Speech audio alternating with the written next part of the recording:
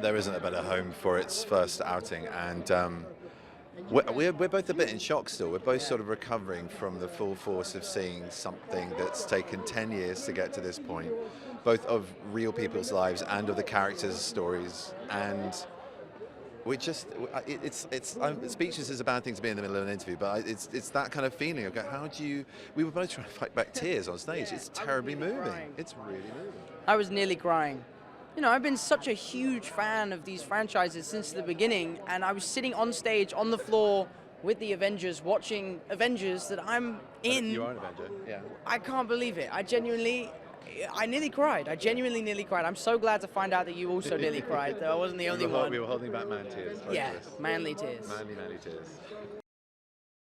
I want a copy of that college photograph, school photograph we call it, but yeah, it's amazing, right? Looking up at that line, you're fanning as well as going, I work with these people, you're going, I really like all these people's work, I can't believe I'm on the same stage as them.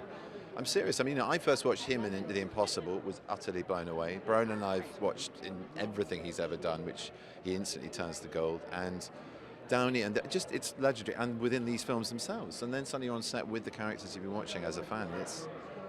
You have to get over that bump to actually work with them. But then when you're on stage sort of celebrating a moment like this, it all becomes surreal again, doesn't it? It's funny. I don't really get in awe of them while we're on set because everyone's super nice, but when you come to an event like this and you see how in awe everyone else is, all of a sudden I'm like, oh my God, it's Benedict Cumberbatch, you know? Which is really not how he normally does.